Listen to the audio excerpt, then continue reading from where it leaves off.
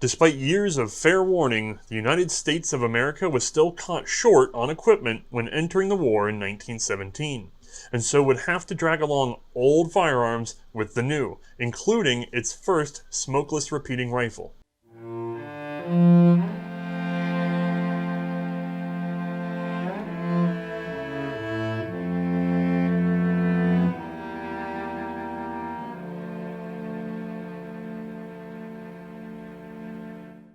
Hi, I'm Othais, and this is the U.S. magazine rifle model 1898, the Krag Jørgensen, a gun that we dithered on whether or not we were going to cover because we still needed to prove that it actually made it to the war. Obviously, we have something to tell you by the end of this episode. In the meantime, let's go ahead and get this into the light box. With an overall length of 49.1 inch, this is a big rifle, and it weighs in at 9.2 pounds. Not exactly a light one either. Has a magazine capacity of 5 rounds fed through what is actually a capsule feed. This is 30-40 Krag. More on that in a moment. Now, every time we do a more popular, well-recognized rifle, or pistol, or whatever, we end up with new viewers, people who have not necessarily come in from one of the earlier episodes in the series. And so, if you were just sort of fresh to what's going on, I don't have a precursor episode specific to this gun, but you're going to have to catch up with the flow of things. And as part of that, we almost never talk about the gun until, good lord, a quarter of the way in, halfway in, because we need contextual history. And for that, we're going to have to introduce ourselves to a couple of Norwegians. This is Colonel Ole Herman Johans Krag, and he was born in Vaga, Norway. I can't pronounce anything Norwegian, so I apologize in advance. Unlike many families of gunsmiths, Krag Sr. was actually a priest. Ole would study at the Royal Institute of Art and Design, where he learned drafting skills. He also enrolled in the War College in 1854, graduating to join the infantry in 1857 as a second lieutenant. By 1864, he had risen to first lieutenant and transferred to the artillery. In 1868, he would become an inspection officer at Kongsberg Arms Factory. In 1880, having risen to captain, he would become the factory superintendent for the same. Now, Krag had been an arms designer for a number of years, although not always with success. However, his co-designed Krag Peterson tubular feed rifle had been adopted by the Norwegian Navy in 1876, a very early adoption for a repeating design. Alright, that's got us Krag. What about the Jørgensen bit? Well, that's another guy. I actually have fewer details on Erik here, but he was born in 1848, and after completing elementary school, trained under the famous gunsmith Hans Larsen from 1865 to 1870. From there, he was employed again by the Kongsberg Arms Factory, likely as a trade intern, and this is obviously where he would meet Ole Krag, and they became friends. In 1872, he passed his military armorer's exam and would serve with the Smolensk Battalion in Fredrikstad starting in 1875. There, he would also open his own small workshop and patent a hunting rifle of his own design in 1878. In 1882, he returned to Kongsberg Arms Factory, this time rising to the position of chief armorer. Alright, we got our 2 stars, Ole and Erik, and they are now discussing basically the future of rifle technology. I mean, they're both involved in military arms and manufacture and design, and the obvious question at the time is sort of that toe into the repeating rifle world. And in a lot of cases, we're seeing tube-fed rifles. Now, tubular magazines have problems. They're easily damaged, they throw off the balance of the rifle, they throw off sort of the precise impact point as they come back. It changes your barrel harmonics. We've gone over all this, especially in our just last episode with the 1895 lever gun. Now, the ideal is to centrally locate your magazine down the middle of the gun. As a matter of fact, let me grab a fairly early magazine repeater, Austro-Hungarian, and again, we've covered this gun. But we now have a magazine here, situated just in front of the trigger guard, very central, very balanced to the gun, so that way if we add or subtract ammo, it does not change the balance of the gun, it does not change the harmonics of the barrel. Every shot, first to last, is going to hit at the same point. The only problem is when we're dealing with these, at this time, especially with single stacks and large cartridges, well, they got to go somewhere, and when we put them centrally, we have to sort of extend this magazine downward. Later we'll see staggered flush, but staggered flush also limits you because you still eventually run out of rounds, or you have to go down the action of the gun.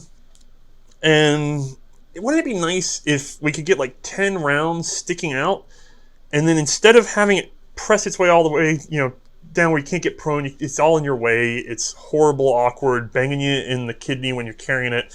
What if we took that action and just made it malleable and just wrapped it around the gun? So let's imagine the magazine started here on the side and stuck out, and we just took that and just folded it around like a nice taco shell, and then boom, that was our magazine, just wrapped around the action. Well, that's the idea that they had, and so they developed the capsule magazine. I should say this is a 5-rounder, not a 10-rounder, and so this is a half capsule. More on that in a moment. Realistically, it would have just continued that snail spiral around the gun. Now at this point, these guys have only designed a magazine, not a rifle.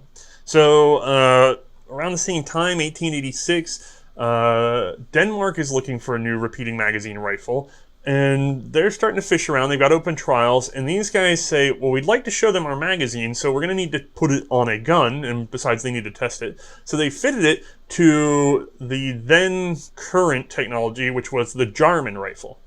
So they take the Jarman with its capsule magazine of their own design, 10-rounder at that time, and they show it to the Danes. And actually, interestingly, the Danish really like the magazine system, but they don't care much for the Jarman rifle, and they also don't really care much for the whole size of this thing. They're going, we don't really need 10 rounds so badly that we have to go through this whole weird construction. It's very complicated, it's very bulky. Let's cut it in half. Do us a 5-rounder, just up underneath and around. Okay, and then for that, we also need it to be attached to a more normal rifle. We're not doing the Jarman, it's not advanced enough. And as a matter of fact, while these trials are going on, we have the Lebel and smokeless ammo show up. So Denmark's going to an 8mm, and we're gonna do a whole separate history on that. Not for World War I, guys, they were a neutral power, but we'll get beyond World War I one day. So anyway, short story version is that Denmark said, we want X, Y, and Z, can you deliver it in a gun? And instead of like licensing some other design, Erik and Ole actually got together and sort of did an amalgam. They took a bunch of ideas like we saw with the German Commission 88. They took a bunch of ideas and melded them into one unique action, a rifle that was designed just to promote their magazine, which is fantastic because since it was built to spec on what the Danish wanted, then the Danish just adopted it. They were like, this is it. We just had a tailor-ordered gun. And so that results in this, the Danish 1889 rifle. Let's get it over to the light box. We are not shooting it, however. Now this is a long gun at 52.4 inches and weighing in at 9.4 pounds. Chambers the 8x58mm rimmed cartridge, and like I said, 5 of them in that half capsule magazine. Now again, we are not firing this rifle. There's just not enough time. This is going to be a very big episode as it is. And besides, it really deserves its own feature. Plus, I didn't want to have to find the ammo right now. Now, we still have to take a look though, because it's an evolutionary step towards our gun today. So let me get this guy out of the way, set her aside, and then, with everything secure and not about to fall over onto me, we will go ahead and get a closer look at the first military Krag Jørgensen. All right, what we got is a bolt-action, magazine-fed rifle. Now, a couple things for you that are familiar with the Krag Jørgensen, you're going to notice, let me get my patented plastic pokey. We've got the gate opening forward. This was actually by special request. I've been doing some reading. They were probably planning on trying to use some sort of quick feed system, and it never really materialized. Again, we'll get a whole other episode on that. Now, once we close that guy, a follower is going to wrap all the way around and up to here. The ammo feeds from the side, making it a very smooth action. You don't really feel yourself picking up each round. The system is very good at feeding rimmed ammunition, so no problems with binding there. As we close this bolt, unique to the Danish Krag, it's got a 90-degree angle throw. So we're up, and then we're down at 90-degree angle, and we're sticking straight out on our bolt handle, slightly swept back. Neat little system. This is going to change, as we'll see, with the US. Now, as for locking, this is one of the sort of quoted weaknesses of the Krag action, which is that they have a single locking lug here. And as a matter of fact, let's go ahead and just get this bolt out. To do that, I'm going to pull it back, lift up on the extractor, and then twist and pull. and we're clear. Very gentle process, easy to do once you sort of got the unusual hang of it. But placing that back just so we can see, that's it. That's our single front locking lug. There's no others up there. And then when we actually close up the action, we're relying on the bolt handle as a safety lug. I'm not sure that it was actually machined to really carry a lot of weight, but interestingly, the guide rib, again, let me get this, you know, I said get it out of the way. There we go. This guide rib here that would be going through that opening at the top of the receiver, that rib will turn down in front of the receiver and act as a secondary lug. So in a way, the Danish Krag is multiple lugged. It's got 1 and 2 and a third safety. But the interesting thing is your safety and your second lug are right in a line, and they're only 90 degrees off from this one. So that means that all the torque on this gun, when fired, is on the right and bottom side. You're going to get some sort of receiver twisting over time if you really start putting high loads in these. And again, it's not the strongest possible system. However, I will say, at that time, this was perfectly acceptable for the pressure they were dealing with. We're not talking about high-speed Spitzers that we'll see in a moment. This is good for its day. It's certainly within a margin of safety, and the guns ran for quite a long time. It's not something to be mocked. It's built to the correct specifications for that time. And a lot of it, by the way, is because Krag and Jørgensen thought, well, if we add all this extra locking surface, we're wasting material, and we're wasting machine time, and we're adding weight to the gun. So this is efficiency. It's planned. You can laugh a bit about it when you understand ammo to come, but for the time, perfectly good. All right, that out of the way. Look back at the gun. Again, wrap around magazine, probably easier from diagrams to see than from this, but also early to these guns, a magazine cutoff right here. This lever controls whether or not there's a block sitting right here at the rear of the magazine preventing the next round from actually getting far enough over to be picked up by the bolt on the feed. So magazine cutoff, very important this time, as people really did believe in those. I don't really want to get into the extra features of this gun like sighting and yada yada, because realistically that's not the episode we're on today. I just want to point out this safety here was added after the fact in 1910. It was not on the original gun. The original gun actually had a half-cock position safety, and that was the military safety at this time for Marshall Krag until, as we're going to see, it was shown to other armies and they requested other features. Now, again, this is an amalgam rifle. We've got the extractor and overhead. General shape of the gun comes from the Jarman. The cock on open action and the sort of forward locking lug setup, even though it's half, is probably donated over from the Mauser. It has its own unique magazine system, all the features we talked about. And then, interestingly, on the Danish Krag specifically, it's got a barrel jacket from Armand Meigs. We talked about that in our old Gewehr 88 episode. So, let me clear some room, and there we go. I can put this guy away because we're not doing him. We're going back for 1898. And it takes us a little while to get here, because at the time that the Danes were working with the Krag, the US, well, we were still hauling around single-shot Springfield rifles. Yes, who needs a repeating magazine small bore when you've got a beautiful single-shot, large-bore, black powder trapdoor rifle? I think we might have been a little bit behind, guys. But that would start to change as seen by this 1887 report from the Chief of Ordnance. The question of reduced caliber for small arms is now under consideration by the department. There is a movement in that direction both here and abroad, and while the present caliber meets the demands of the service in a very satisfactory manner and was adopted 15 years ago, after extended tests involving combinations of charge of powder, weights of bullet, number and character of grooves, and degree of twist, it is thought that a further examination and report will be of great interest to the service. Now, some of you might have caught that. No mention of a repeating rifle, just maybe we should get around to small bore. In 1887, the year that the French are dropping smokeless powder repeaters and just everybody's going nuts. So, obviously the US is a bit delayed to the party. Again, just considering single shot small bore. Alright. Now, this is interesting because commercially the US has a beautiful gun industry and is actually pretty far ahead of the curve, but the military is just dragging.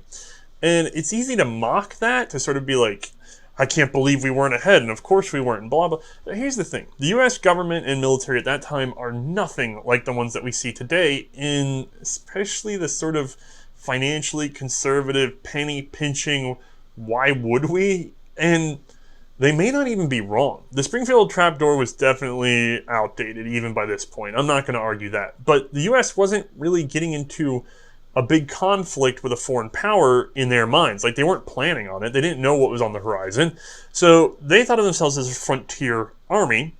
That means you have to pack in every round you shoot. Now, that's a pretty good argument for small bore ammo because you get more ammo for less weight. But it's not a good argument for repeating rifle because the last thing they want to do is waste ammo. I mean, most conflicts in the American West really came down to your ability to sort of sustain siege. That means you got to keep enough food on hand, and therefore you don't want to waste food space with ammo space, and you got to keep that ammo on hand so that you can withstand days of fighting. You see where I'm going with this? Like, you got to pack in every single bullet, and you've got to take your time with every single shot. And so the U.S. developed a marksmanship culture around one shot, one kill. That's the way we whittle them down, and a smaller force survives a larger one. It's not an insane situation. Now, second to that, by accident of thriftiness, the US is also skipping a lot of headache because, as we have seen in other episodes, many countries went rushing to the repeating craze and then just got a repeater in time for smokeless to come out, or just got a small bore in time for repeaters to get popular, or what. Everybody sort of made these stumble steps where they spent a lot of money and a lot of effort and a lot of re-equipment just to be outdated 3 years later. So the one good thing is that the US is coming very late to the party. We are going to adopt a repeating small bore smokeless rifle after everybody else has worked out the kinks. And boy, those are some kinks. Heck, let's look at Austria-Hungary, who had to change cartridges 4 times in order to go from the 86 all the way to the 1895, constantly rearming a massive, massive army. That was a huge wasted effort. Again, we have episodes on all this, so when you get some time, if you need to review, go for it. And even once the US started looking around at the new cartridges, just because smokeless was developed, remember 1887 is when that sort of maybe we should go to small bore, and the minute that's being said smokeless drops, well, that's going to make you go back and go, whoop, what's coming up next? Like, we don't want to overcommit. And then, reasonably, smokeless is amazing. There's no reason to not go smokeless powder.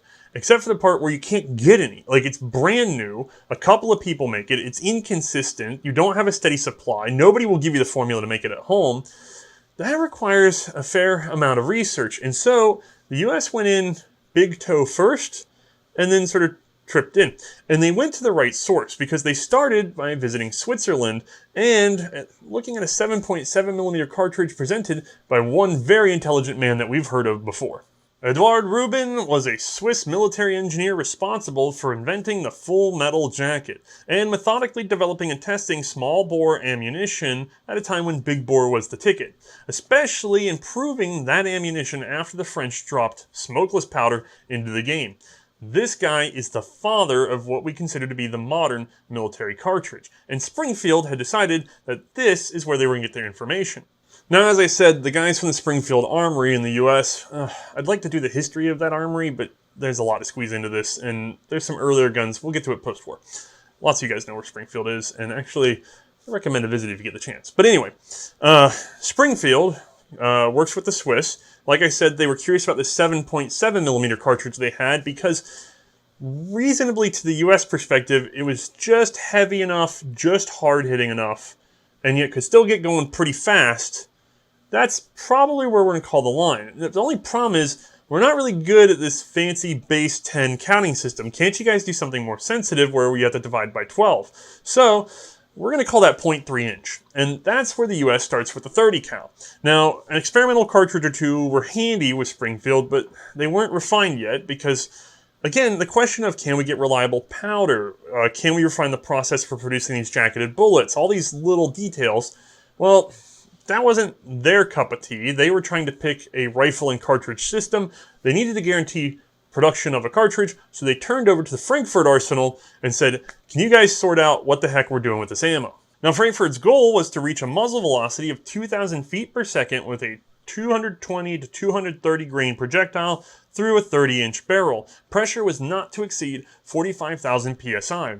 And in order to do this, they would go ahead and start experimenting with basically everything they could get their hands on in terms of powder, bullet weights, jacket technology, things like that. This would settle into a basic cartridge pretty quickly, but there were still some tweaks in the works. The biggest undecided factor was whether or not to go with rimless ammunition. Rimmed ammo is a lot simpler to set headspace on your rifle because it's just the thickness of the rim between the bolt face and the barrel to account for. It's also generally easier on extraction. Rimless ammo headspace is off the shoulder of the cartridge, meaning more care is needed in the manufacture, but it also generally feeds better in repeating mechanisms, and later on we'll see that it's much better in auto loaders. That wasn't really a factor at this time though for the US. Now, instead of making up their mind before trialing the guns, they realized that the rifle itself would have a lot to say about which is easier to use, and so both types of ammo, rimmed and rimless, were used throughout the rifle trial process. So with a pair of possible cartridges in hand, it was time to actually do some experimenting, and the US Army would convene a board for the selection of a new magazine arm in November of 1890. And to that effect, they wanted to look at a lot of different guns. There'd be over 50 designs submitted, but I think we should kind of focus down on those designs that were already in military service somewhere else in the world, proven designs. Remember, the marksman-centered US wanted an emphasis on singular loading. The magazine was just for reserve, just for emergencies to halt breakthroughs, cavalry charges, etc. So the Army Board divided this group into two major categories based on how the magazines worked. Those that can only load single cartridges when the magazine is empty, and those that can single load on the fly, otherwise known as guns with magazine cutoffs. So this eliminated quite a few off the bat. Goodbye Mannlichers, Gewehr 88, and Mosin. I'll also go ahead and say the US wasn't super into tubular magazines as they affected balance. So bye-bye Kropatschek and Murata. Now a lot of these guns, and still some really wild designs from the US itself, from the commercial sector, I'd really like to talk about them all. Again, time limits. A lot of these made it all the way through the trials process and did well in their own right. A lot of them were chambered for the new experimental cartridges, both rimmed and unrimmed. But we're going to see sort of narrowed down to one, obviously. Now, I should also mention that while this is all going on, there was a control group in the form of some single-shot 30 caliber Springfield trapdoor rifles. These converted guns would be, like I said, a control for testing. They pitted the reliability and accuracy of the now repeaters against the known single-shot service arm. The good thing is that these really let the board see that the repeaters were way better than these old guns. And in many cases, there was no real difference in reliability or precision between a trapdoor and the better trial gun. And yes, from the private sector, they saw a fair number of lever action designs as well for repeating rifles, before anybody comments on that. They didn't like them. They were overcomplicated, hard to produce, expensive to produce, and realistically, the bolt action just seemed to work best in most situations, so that is the concept that they stayed with. So, let's get into what they were actually doing with these tests. Each gun was fired for rapidity with accuracy, rapidity at will, that means endurance fire from the hip. They were tested against dust and fine sand, defective cartridges, this is purposely sabotaged ammo that didn't want to be extracted, excessively charged ammo, ease of manipulation. They were also tested for rust. The magazine, being very new, they wanted to make sure that there wouldn't be any chain detonations. They would load it up and jam it around, slap on it, see if it would pop. And they also wanted to see how easy it was to sort of disassemble them, basically field strip, for cleaning and maintenance. Now with the designs listed, you could probably think of a couple you'd pick over the Krag, but the US loved the Krag. They loved the Krag a lot, and don't get me wrong, it's smooth, it's fast shooting, they're wonderful sporting style rifles, and maybe that's part of why the US liked them so much, is because the US really does love a sporting rifle. Definitely marksman centered, definitely accuracy centered. And there's one thing though, one thing, especially when you're choosing a magazine system, and that's what they were really thinking of. They weren't thinking about the gun on the whole quite as much as they were fixated on the magazine. I mean, it counts, but magazine's at the front of your mind, right? Well, you're given a new gun, and on this design above all others, you have one distinct advantage that none of the others had, which is the ability to top up. So let's take a look. I have the gun. I open it up. I toss a loose round in, and sadly these are live, so I can't use this, but I toss a loose round in, pretend it's still in there, I bolt that forward. Now I've got one in the chamber. The gun is ready to fire. The safety is off. Everything's ready to go. But I want to add more ammo. For whatever reason. Well, in most firearms, you would have to open up the action, rendering it useless. It's just a club. Until you can get another round in there, this is not a dangerous thing, except for maybe the bayonet on the end. You're at risk. So I could leave one chambered, ready to go, open this up, and throw in a fresh round. And boom, magazine is topped back up. Now, the strategic advantage of this, divided out amongst a bunch of men in a unit, it's pretty minimal. But the US still really thought of individual marksmen and the personal experience of a rifle. They're very personal things in US arms development. So they loved it. They thought it was a brilliant idea, and nothing could beat that. There's no other gun where I can put one in the chamber and then shove more rounds into the magazine. So obviously this is the superior magazine decision. Plus, we do quite like a bunch of the other features, and it's been adopted by another military, yada yada. They ultimately favor the Krag. And in addition, they're not just favoring the Danish Krag as we saw it, they're actually looking at something pretty similar to this. Because in the time since the Danish adoption, well, Ole and Erik have provided some other examples that include things like flag safeties, again taken from the Mauser, and other little features that we're going to see on these guns as we go forward that really sold it as a better, overall, well thought out platform. And I can't exactly argue with that. So, we did not adopt it in 1898, however. What we did do is adopt this, the model 1892, an exceptionally rare specimen that I am happy to place in the lightbox. Officially recommended for adoption in August of 1892, the date would become the model name, US Magazine Rifle Model 1892 Caliber 30. Now this guy had an overall length of 49.1 inch and a weight of 9.3 pounds, 5 rounds of that new 3040 Krag ammo. Along with the rifle came a European-styled knife bayonet, modeled after the one the Swiss provided with their Schmidt-Rubin. Also during the trials, the board finally rested on that rimmed rifle cartridge for being easier to headspace, extract, and handle loose rounds. Plus, the Krag had zero problems feeding rimmed cartridges, so why the heck would we even push for a rimless one if we don't need to? This would be the first smokeless small-bore cartridge for the US. Originally 30 US or 30 Army, it would become known as 3040 for its 40 grains of nitrocellulose powder. Despite being named the Model 1892, these were not made in 1892.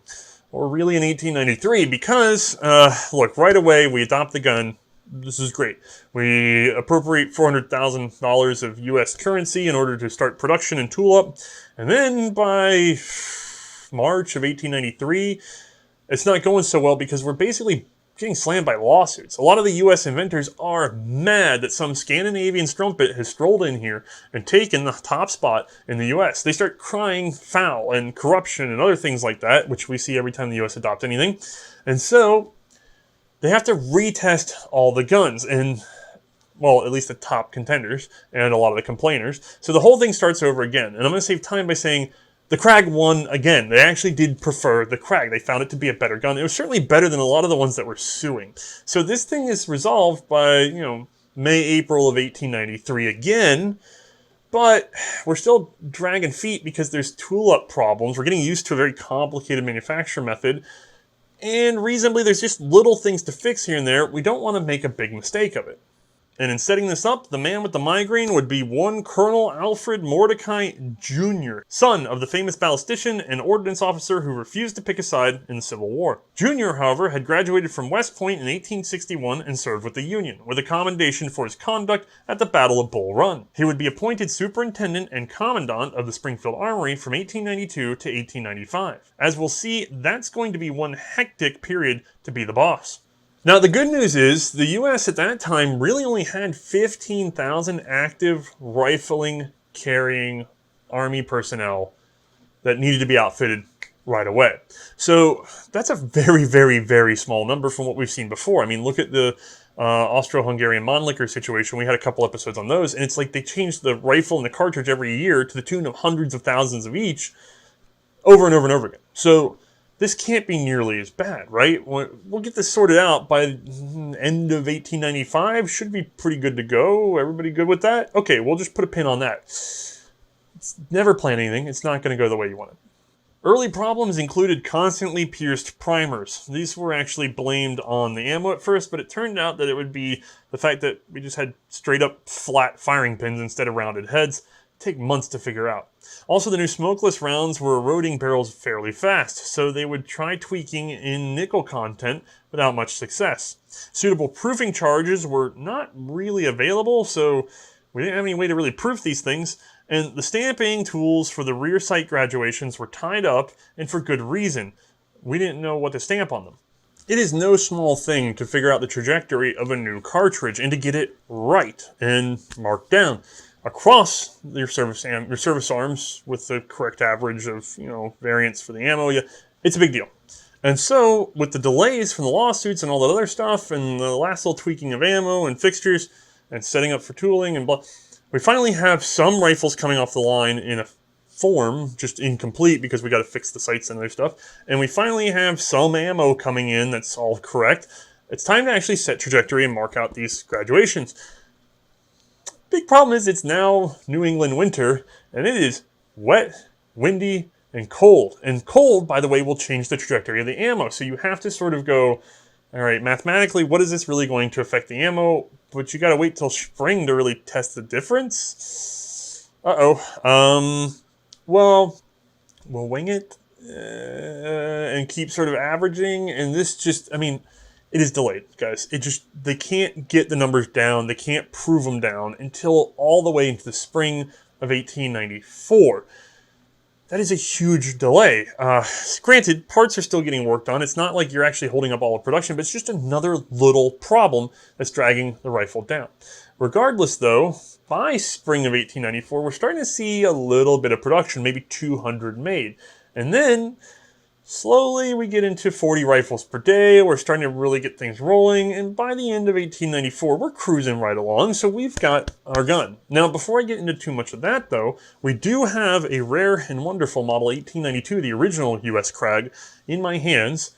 Should probably take a closer look. So, starting off, it's pretty similar to the Danish model, but there's some pretty big differences. One, our bolt handle is now turned down.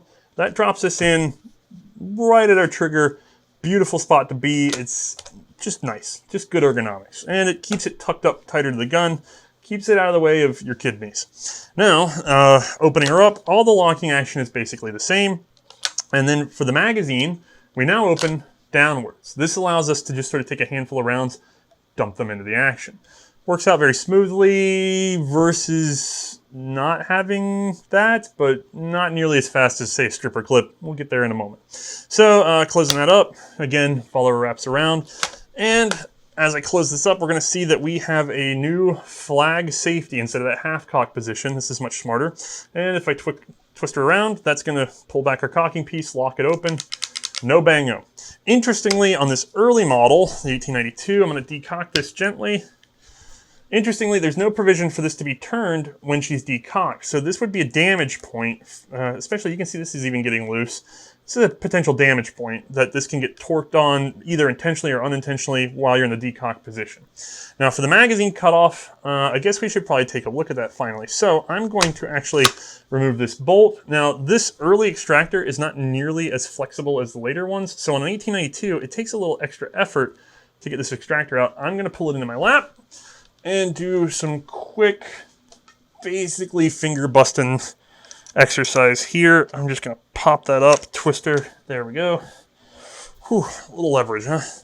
There we go. So, I just lifted her again like I had done on the Danish. It's just really stiff on these 92s for some reason. So, actually a lot of that has to do with milling and relief cuts that they'll do later up under there. So that out of my way, I have ammo that I can now more safely place in this action. So, loose around a 30-40. Magazine cutoff in the up position is the default at that time.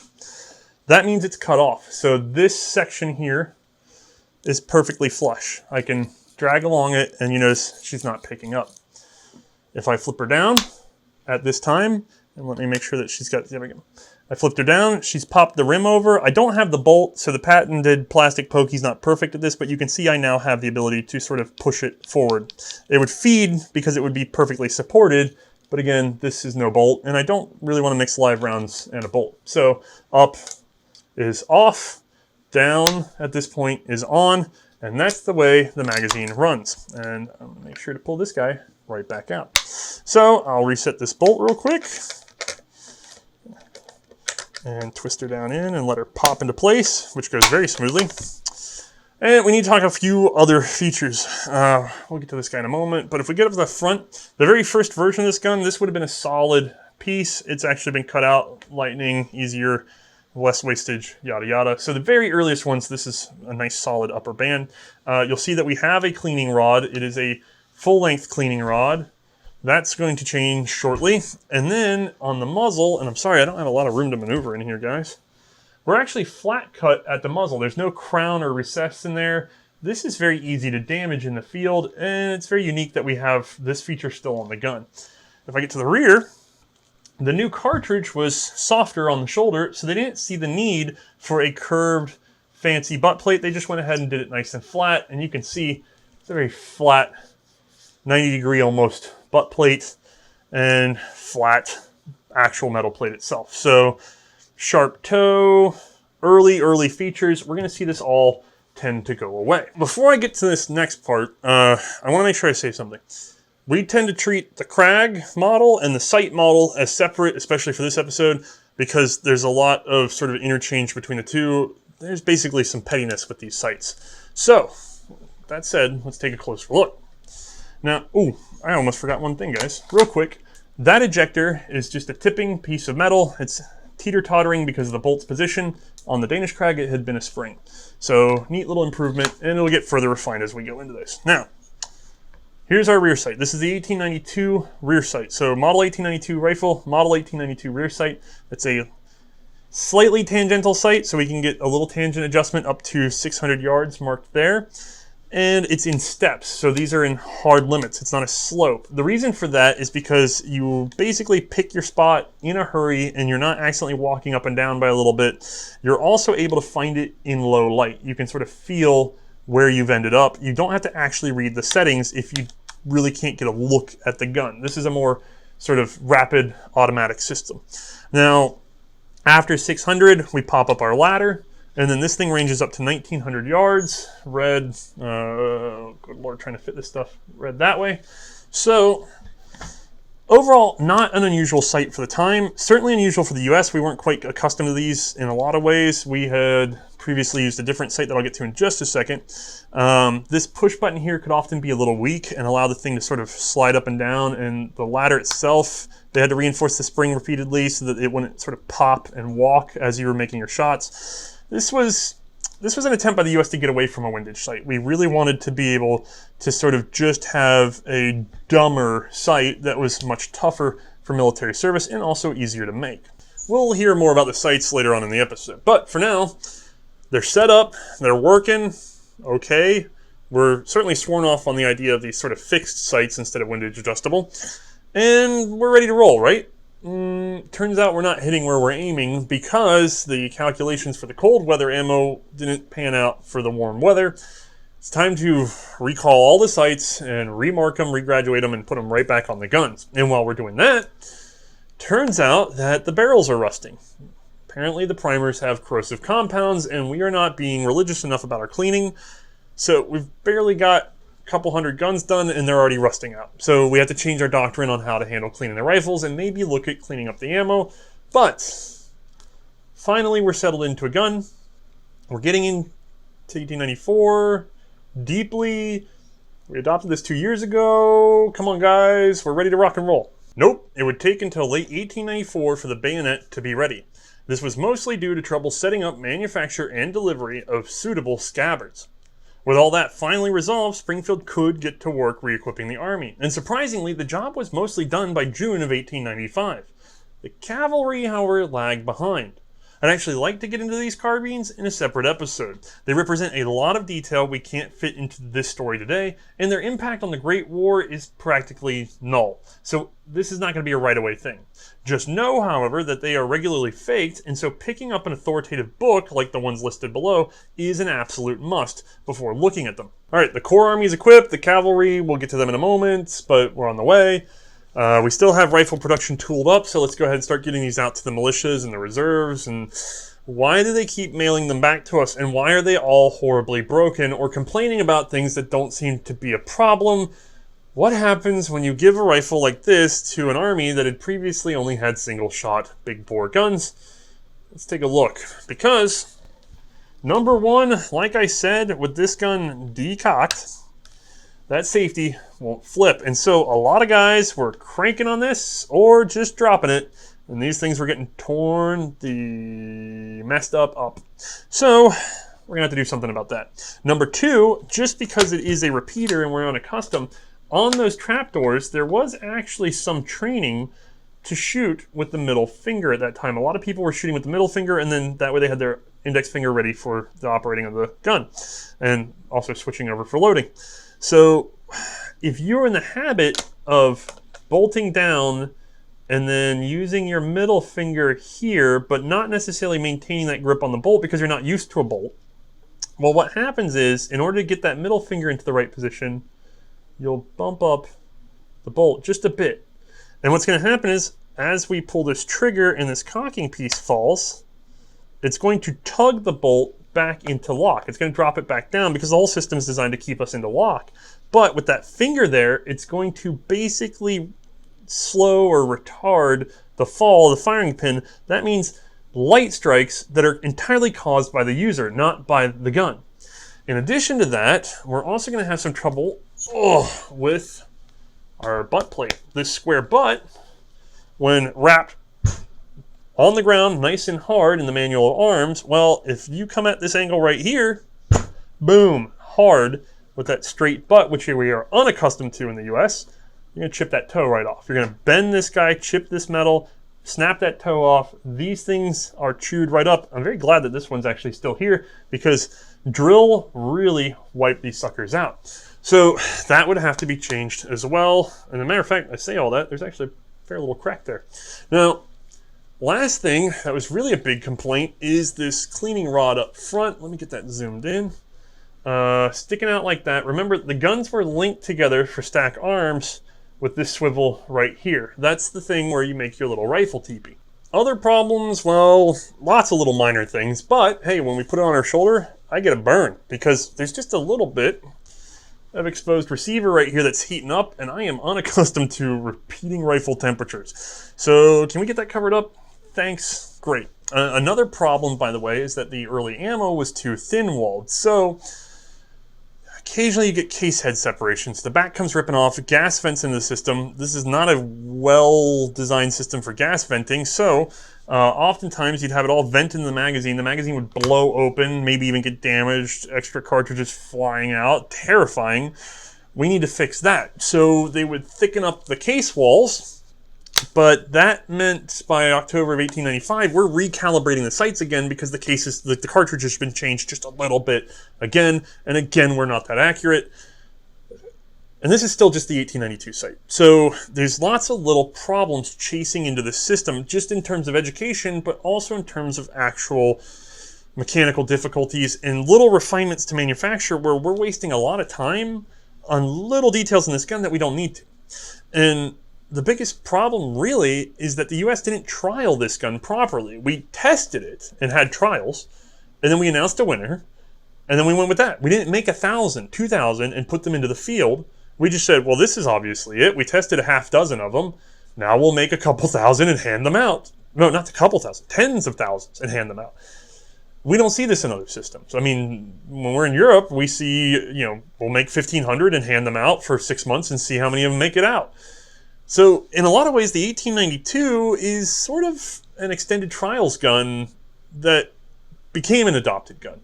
It's very odd. It's perfectly good for an extended trials gun. Should never have been adopted as it was. It should have been trialed. Anyway, the good news is while all this is going on, we managed to get a little help from an old friend. That's right, Krag Jørgensen had been stopping in periodically to help. He was paying especially close attention to the US needs and helping with setting up manufacture and improvements for two solid reasons. Number one, he and Ole got $1 commission per rifle, so they wanted us to make a lot of them.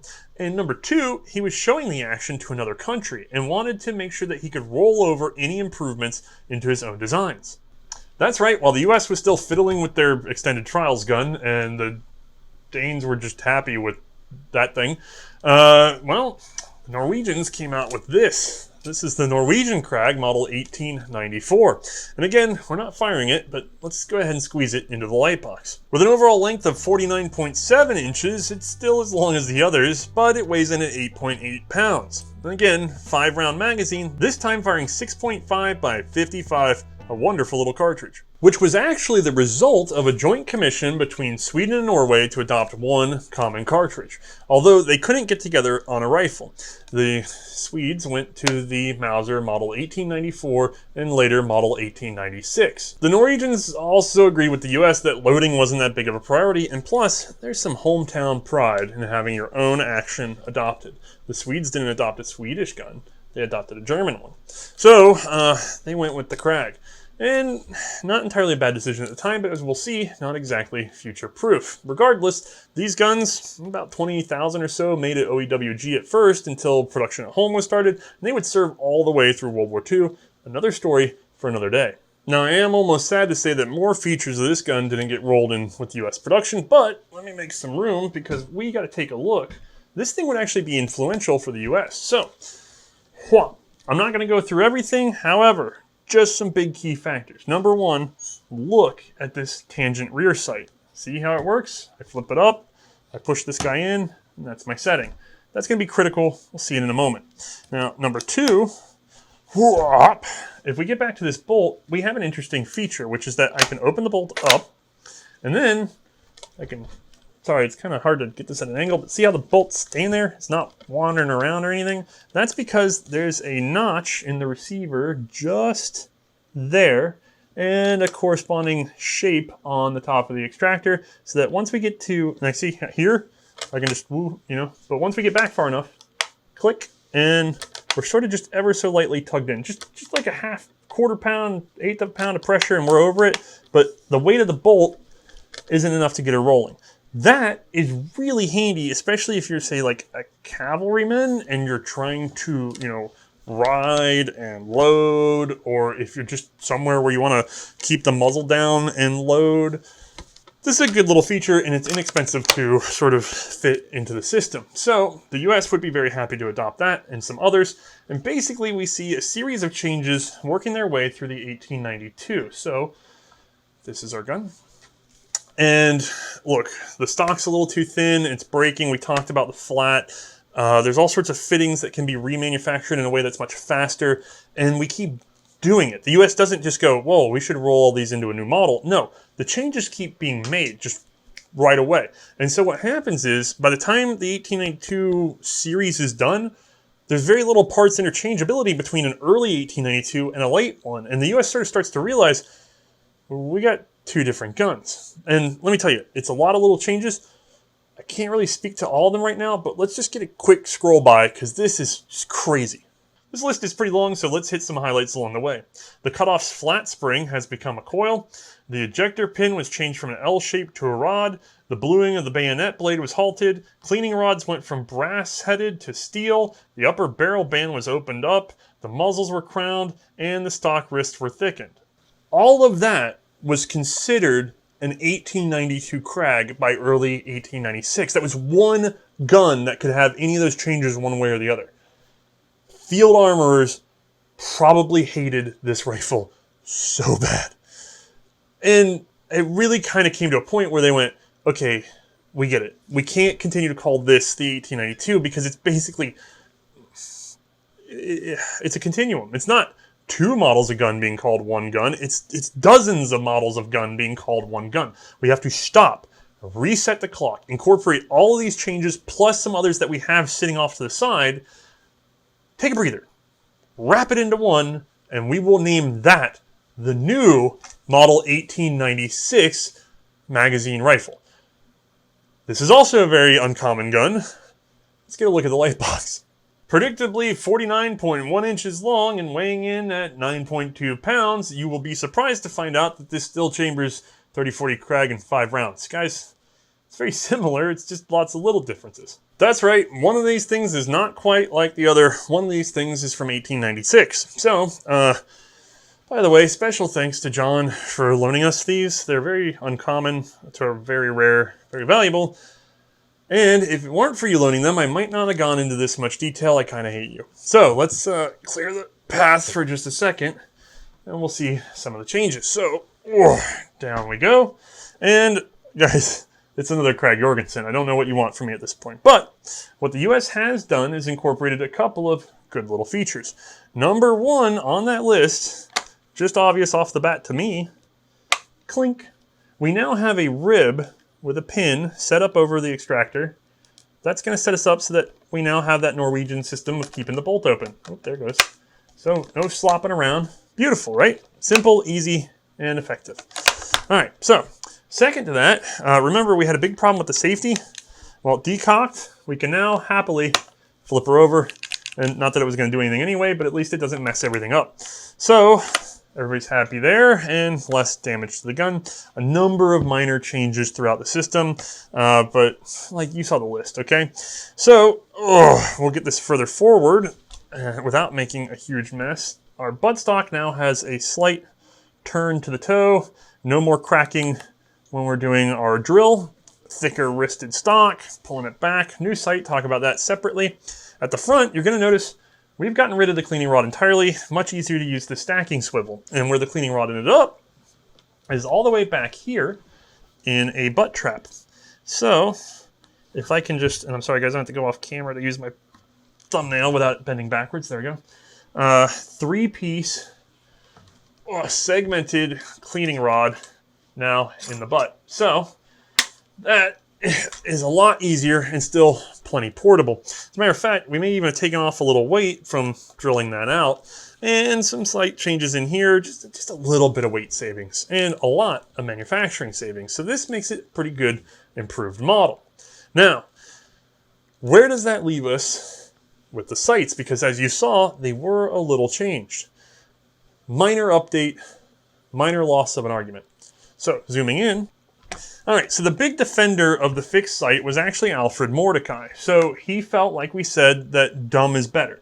Well, that push button, they didn't like it as much. It kept coming loose. And they really did not like the stepped section for our tangent sight. They wanted to be able to finely adjust the range. So that means doing a slight curve so that at any point we can go up another 50 yards or 25 yards. We can just sort of adjust a little bit at a time.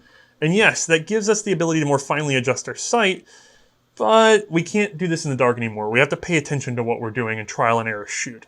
Again, they had some problems with this guy bouncing, so they replaced the push button with a twist knob, so you had to turn this to lock it in its position, turn it back to let it slide, turn it to lock it back in its position. So that's really basically the same sight overall, although we are down to 1,800 yards now, still 600 on the tangent. So not a huge difference, but we're walking slowly away from the vision of the dumb, use it in the dark, rock and roll sight. These are not all the changes to this gun. As a matter of fact, let's see another scrolling wall of text. Yep, all this and some more. Over the life of this gun, there would still be incremental changes, but not nearly as many, and not ones that completely ruin the interchangeability of parts.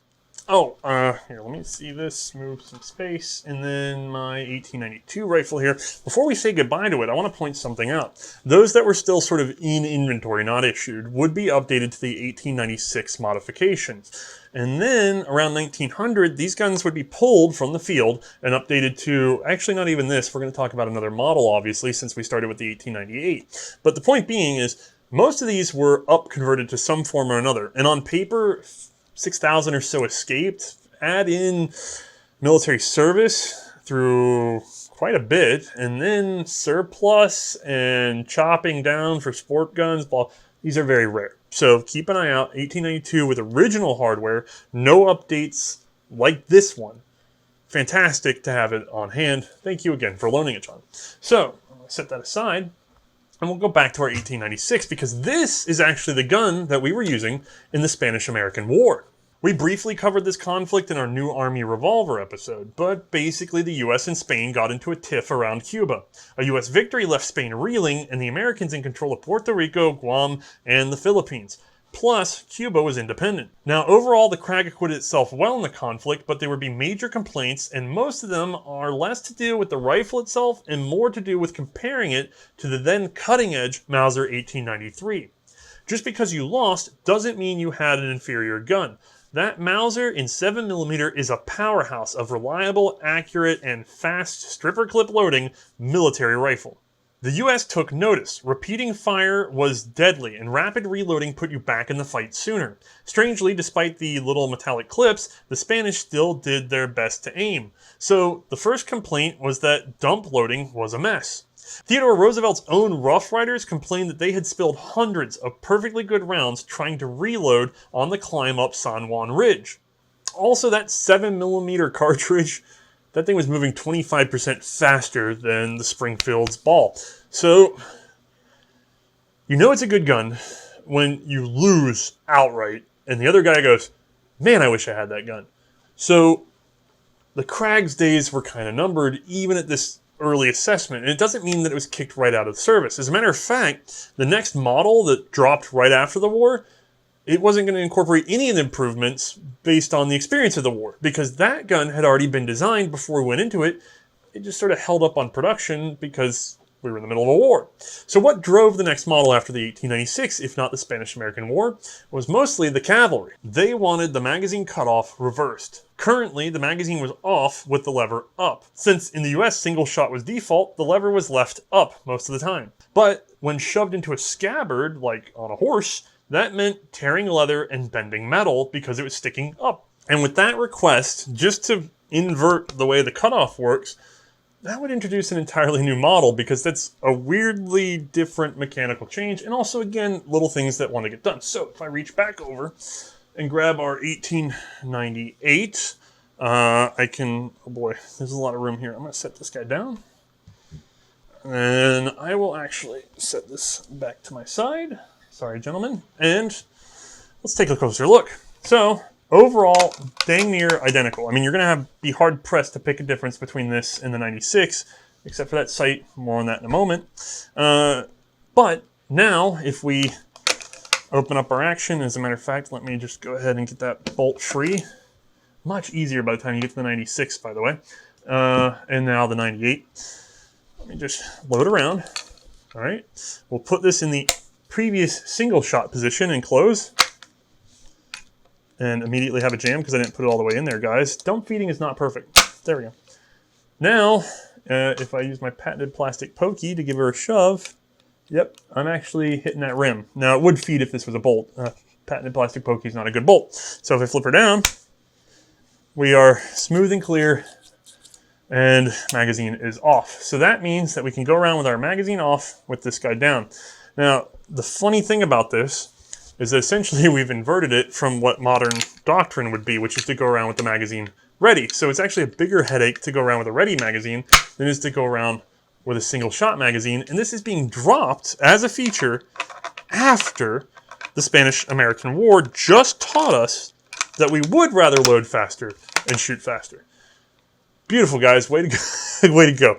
It's just one of those things that once the ball gets rolling in the bureaucracy, this is going to happen, whether it makes any sense or not. As a matter of fact, retroactively, the cutoff would be flipped for almost every other model going on down the line, as these things were converted up to the 1898 standard, so the Army wasn't confused by guns that flipped one way or the other.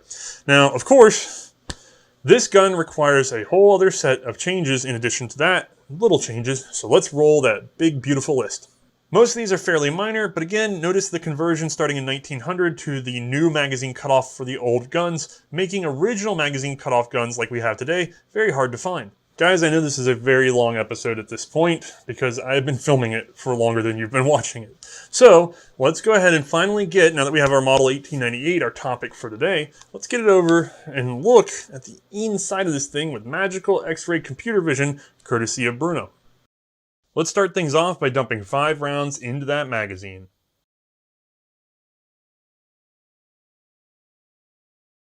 Now take a look at the magazine cutoff.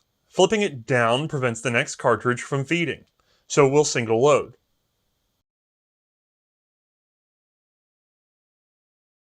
Now let's cycle that bolt. See? No new round. If we want to feed from the magazine, we're going to have to flip that lever the other way.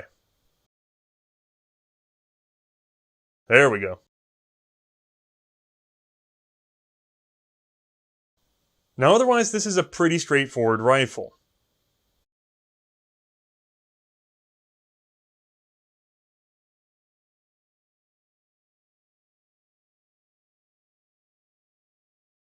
I will point out the ejector. It does not operate on the back of the case like we're used to. Instead, it presses on the side. This flag safety should be pretty familiar. It will just cam back the cocking piece, preventing fire.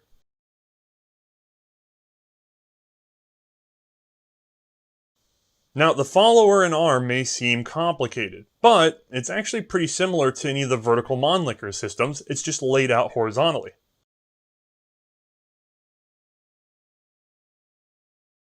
Alright, let's get back to that beautiful beard footage. Now normally we would kick straight over to Mae shooting this thing, but unfortunately we are not there yet. And if you feel like this is a long episode and a lot of lead in before we get to shooting, well you're right, because the Krag was completely developed all the way before it made it into the war. And that means we got to get to the end of its development. And there's a lot of little hiccups in the US development of the Krag. So, what we're focused on now are the rear sights, okay? We've got the model, the 1898, but then when this thing came out, it had the 1896 rear sight, and this ain't that. So, what happened? Well, they needed to adopt a model 1898 rear sight because they were doing some ammo experiments, more on that in a moment. And when it was time to adopt that new rear sight, well, Mordecai was no longer around. He had retired. And so they could finally get around to adopting a windage sight, something that they had really wanted. Now, as part of that, they also considered changing the overall sight away from being a ladder/tangent to just a tangent. Remember, we saw that on the Norwegian Krag. What we ended up with was designed by T.C. Dixon, and unfortunately I don't have a rifle with one of these sights fitted, but I do have the sight, so we can take a very close look on the other camera. There we go. You'll notice this is a straight up solid rod non-ladder style sight. Now if that confuses you, let me just quickly grab the Norwegian, who is a very similar system. Again, we just have a slider that goes up and that sets our tangent, so that raises our sight. These do not pop up, and I'm sorry we're so zoomed in, but these do not pop up and stay up. They get adjusted and put back down. That's the way it rolls. So, setting that rifle aside and pulling the sight back out, this is what we ended up with thanks to Mr. Dixon. This is commonly called the Dixon sight, and there's several variants of it, and we're going to see it all the way into the next rifle. So, on this gun, because they did not like the push button so much, they'd gone to the dial on the last one, they kept the dial here. So we twist the dial, push her up, set her back down, lock the dial. That's how we adjust for our tangent. For windage, there's actually, and you're going to have to squint just a bit, and I'll flip the pokey around. There's notches here, notches on the head, and so we just adjust this little guy right there, and that's going to walk our windage one way or the other. Look at that. Beautiful camming action. That is really the whole of the sight. It's not much more complicated than that, so it's still very simple, except one other little feature you may have noticed that has been semi-erased from this particular model. So I'm going to zoom back over into here, and you can see we have our central sight notch and then what looks like two notches to the side. This particular sight was later adjusted to get rid of those notches because they found them confusing. So instead, I'm probably going to have to pop you a photo in just a moment. But what's going on is we have the central notch, and then we had 1 and 2 notches on either side that you could have read in a heartbeat. They were set for 20 miles per hour winds crosswise at 1,800 meters. I'm not quite sure why that was what we really needed to be shooting often enough to have 2 fixed sights, and it caused problems because in the heat of the moment, troops would grab the wrong rear sight notch, so a lot of them were ground back down, like this particular sight, to just the 1 sight notch. Okay. Does all that track? Good. That gets us up to the 1898. Now, that's by design, not by actual implementation, because in order to do this sight, they had to take the 1896 sight's machinery and re-gear it for this. And when they did that, they were assembling guns without sights, and they said, well, we got a bunch of 1892 sights laying around, and we're waiting on this new ammo that I'm going to talk about in a moment, so we'll just put those on the guns for now, and if we have to, we'll go back to them. So you can find 1898 rifles with 1892 sights, and that's still correct. So let's just wrap that up in a nice graphic real quick. So that means we had the 1892, then the 1896, then we had the 1892 again while tooling up for the 1898. These are pretty neat, but they would be short-lived. That's going to come down to the cartridge, realistically. So what the U.S. did is, after the Spanish-American War, they tried to push 30-40 Krag to 2,200 feet per second, just to make up some of that difference, to get closer to 2,500 feet per second of, say, 7mm. They thought they could do this. It looked like the action was taking the abuse. And in theory, the action could have taken the abuse if it was a Danish or Norwegian style Krag, but the US had messed something up in their path to the 1898 because, like I said with the Danish and the Norwegian, those guys actually have up to 3 locking lugs, 2 and a safety. That's the bolt handle. The US Krag, we sort of walked out the tolerances to make it easier to assemble and smoother to operate, so only 1 locking lug. Let's get a look real quick. I'm going to go ahead and keep the tight zoom camera and get this gun and another lined up, and then we'll take a quick look. So, zooming way in and trying to get this as low as I can, just ever so barely. There we go. Patented plastic pokey turned around so we have a sharper edge. Remember, the locking surface here is what we care about for auxiliary, and at the rear of the bolt handle. These are very tight. You can see this is supported. On the US Krag, as I make room,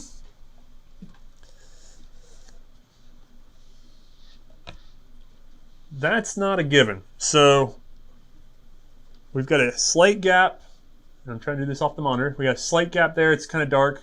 Trust me, there's a gap. Slight gap here.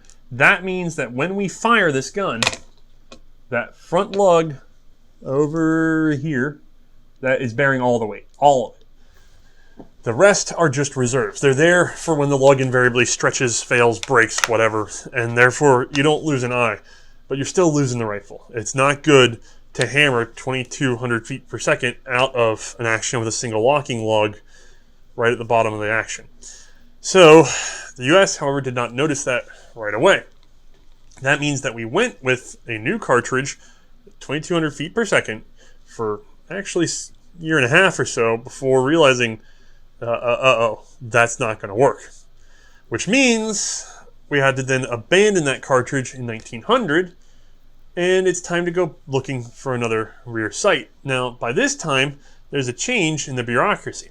General Flagler, who had overseen the ordnance to this point, had passed away and was replaced by none other than General A.R. Buffington, who had designed the famous Buffington rear sight for the Springfield 1884 rifles. So the man who designed the previous sight on the last service rifle is now in charge of the ordnance department. Well, I bet you guys can't guess what's going to happen next.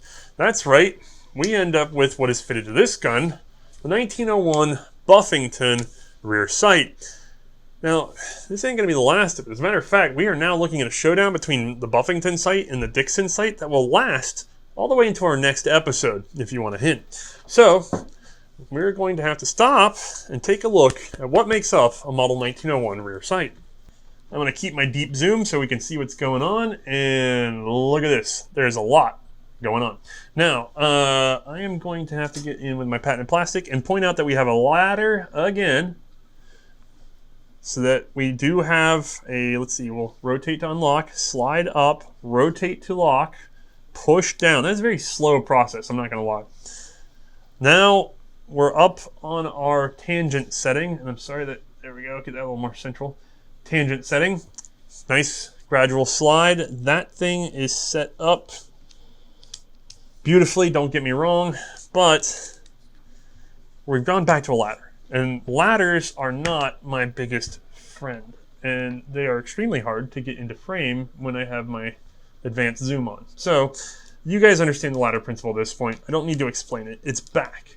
And this is a very delicate arrangement. Still, very fine arrangement. And by the way, while I'm talking about the ladder, let me get this up. We also have a rear aperture sight that is fitted to the ladder. This part, okay, a little nicer. Especially requested by our sort of marksman and target guys. These are our range guys that want this rear aperture at this point. It's not like what we think of as a rear-mounted receiver aperture. It's still very hard to see, and it eats up peripheral vision. So setting this back down, there's another feature that's very critical to this, which is a rapid windage adjustment. So let me get that right where you can see it, and you'll see if I lift that up, we got a lever. So if I take that lever and flip it over to the left, and boom, we can now adjust this guy for windage. The markings are here at the rear. Those are for degree of angle, and then lock it back in. And that's how you would set your windage. You would unlock, adjust, and relock. So both of these segments of this gun are unlock, move, lock, instead of just being quick push buttons or turn dials that sort of walk it in for you. The action is either tightened down or it's not. All right, I know that deep zoom's a little hard to see because of the sort of overall frame, but it lets you at least see what I'm pointing at. Sorry guys, we're still trying that thing out. But the good news is, now that we are on the 1901 site, we can finally get this rifle passed over to Mae.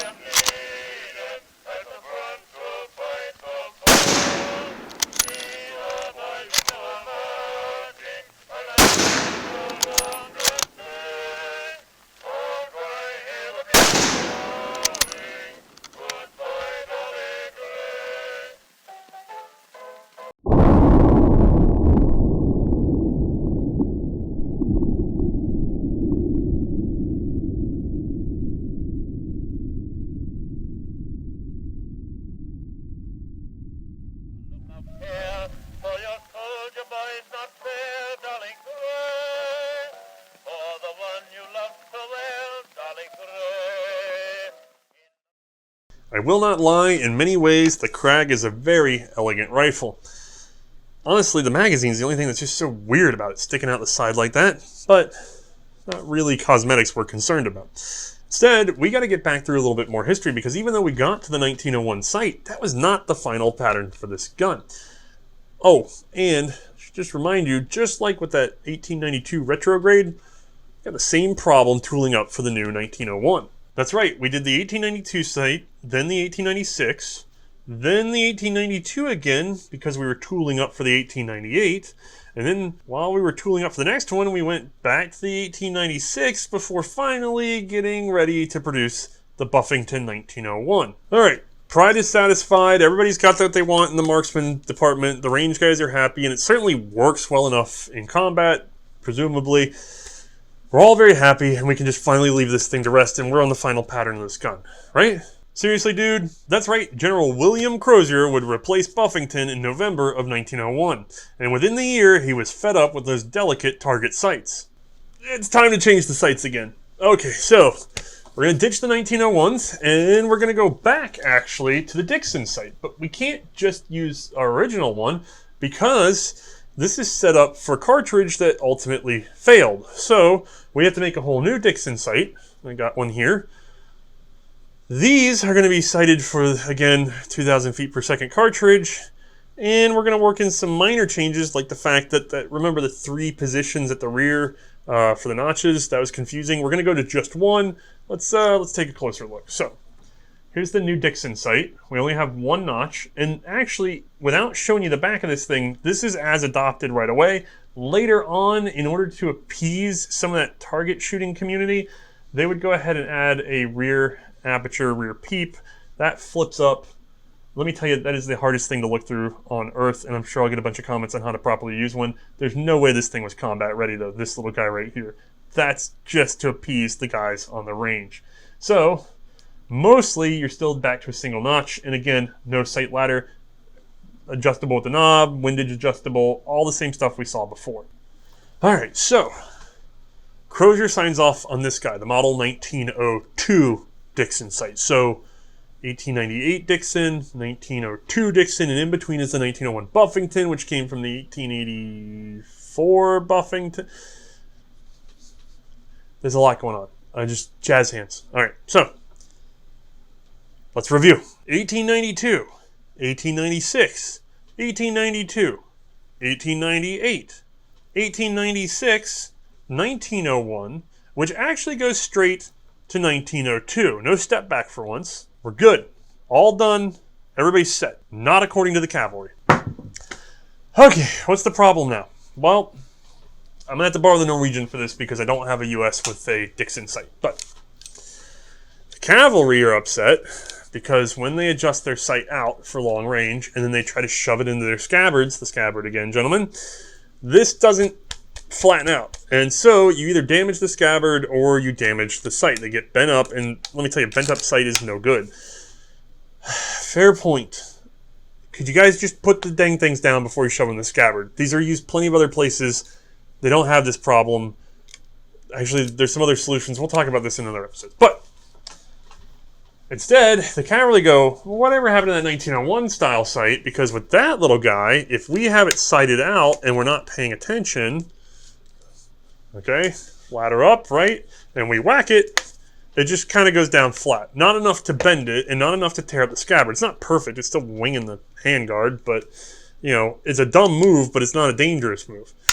And also, by the way, one defense of the cavalry, if this thing gets stuck, flipped over backwards, and it's bent or whatever else, you can still yank it back out of the scabbard. The Dixons, because of that sharp edge of the rear sight, and once it's in there, you could get the gun stuck in the scabbard. So I'll give them that point. Okay, so 92, 96, 92, 98, 96, 01, 02, 01. Okay, so we're back to the 1901. And actually, that decision would come down in 1905. After we've already worked up a different gun that I will talk about at a different time, which means that the decision to go away from the Dixon to the Buffington, well, that affected two rifles, not just this one. And also, you'll know, we're really not messing with Krags after 1905. Like, we got another gun to worry about.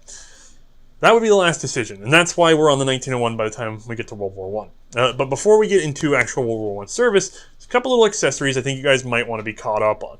All right, we have our standard poker, and it would stay the same all the way up into World War I, and that's the one we're going to serve with. But just for curiosity's sake, let's look at some of the other things they tried out. You see, there was a time when we thought that we could get a little more out of a bayonet, that it could be an entrenching and digging tool, maybe even a machete. So we end up with the model 1900 Bowie bayonet. 2,000 were produced and trialed in Cuba and mostly in the Philippines, and it was found to do a bit of everything poorly. It was too light and awkward for a machete, too fragile for a spade, and hard to remove from some dead guy after you poked him real good in the midst of battle, so it was abandoned. Then, Captain H.D. Wise of the 9th Infantry proposed his own design. This was the Bolo bayonet, which had more mass and better curve for machete action, and was very well received in the Philippines. While it was a better design, only 56 were made, making it one of the rarest and most faked out there. That Bolo might have actually been adopted, but again, we're getting to the end of the lifespan for the Krag, and the new gun was using a rod bayonet, which actually reached back to some experiments with the Springfield. More on that later on. So, one last trip to the Philippines because, while we're not covering carbines per se, there was technically a shortened rifle that we just need to mention briefly. These are actually made from surplus 1899 carbines and fitted for bayonets. Originally, the pattern was requested by Girard College of Philadelphia in 1900, but a request for a shortened rifle by the Philippine Constabulary in 1905 sealed the pattern and the name. It's believed all of the ones in the Philippines were destroyed, and only the college guns still remain. Also very rare. Alright, do recall that the two big complaints about the Krag from the Spanish-American War were the slow, sort of more arced cartridge. We tried fixing that with 2200 feet per second, and it did not work, so we got back down off of that and fought about sights for a while. The other problem was slow loading, Did we do anything to try to take on that? Well, the answer is yes. A number of experiments and inventions were developed, the most successful of which was the Parkhurst. Honestly, these things, trialed again in the Philippines and Cuba, did really well, but they weren't really worth the effort because, like I've said before, we were on to a new rifle and a new cartridge to boot. And on that note, the Krag was done for. New service rifle meant this one was into storage, and a lot were even starting to get surplus. So, let's review for just a second, because we're going to see the replacement for this gun be our primary rifle for World War I. But, since we still have to field this thing to some degree, what are our hang-ups? Alright, it's our first repeating smokeless rifle in the US. First smokeless, first repeater. Yes, there are some little examples of individual purchases, but we're talking about universal issue, right? Just wide issue. Number two,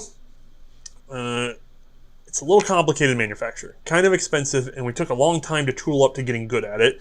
It's still finicky.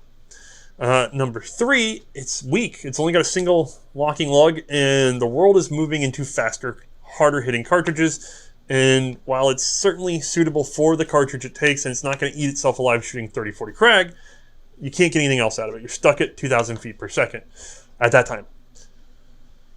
That means, overall, a mediocre rifle in the long run. I understand that that's insulting to some people, and it certainly served the US very well, but let's be honest with ourselves.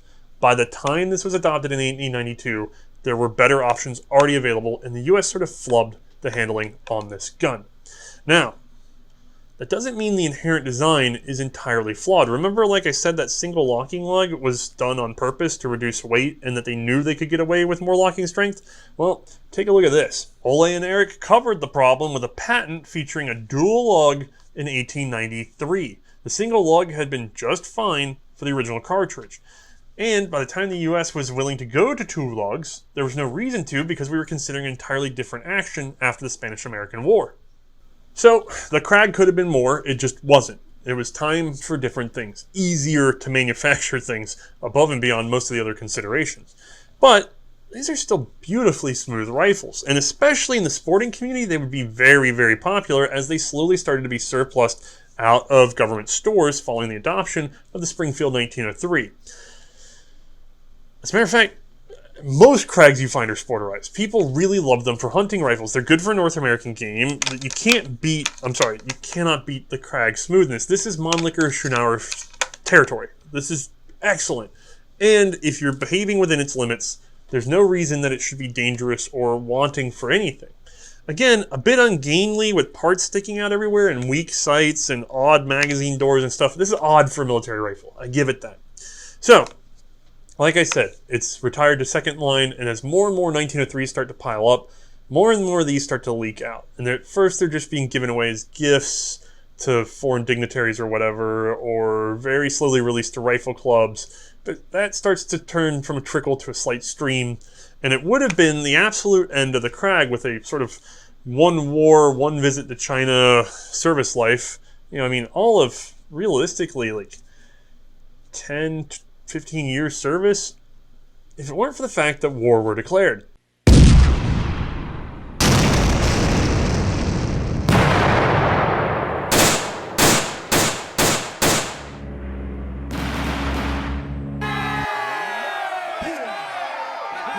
That's right, April 1917, the US is finally getting its hands dirty. Now, with fair warning, the Army had swelled up. Remember, the 1892, we were worried about getting out 15,000 of these rifles. Well, by the start of World War I for the US, we're looking at the Army swelling up to 200,000 men. That's nothing. The American Expeditionary Force would eventually grow past 2 million. So, when we're orders of magnitude off, we're going to need everything we can lay hands on, including old guns sitting in reserve. America would start sending troops in fits and spurts in the summer of 1917. These were often poorly trained and even more poorly or not at all equipped. They were placed under French and British command, usually in quieter sectors, for field experience. All the while, a more appropriate and huge American force was being gathered, trained, and equipped. Now, in our next episode, we're going to see that there were some shortages of the standard U.S. rifle going into World War I. So that means that we had to make use of 160,000 Krags still in reserve. Now, that doesn't mean that they just went straight up to the front. Instead, they were usually left at home. We're talking about maybe some use in a punitive expedition down in Mexico. If you really look at photos, though, it's almost all 1903s. Mostly factory guards, home guard duties, drill, that sort of thing, and a lot of training and maybe even some target practice, but not a combat weapon for sure.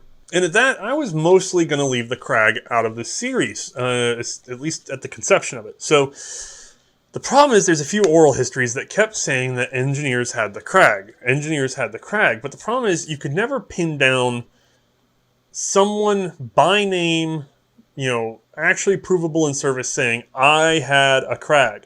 They would say, those guys had the Krag, I heard they had the Krag, and it's in a lot of little oral histories that later got written down.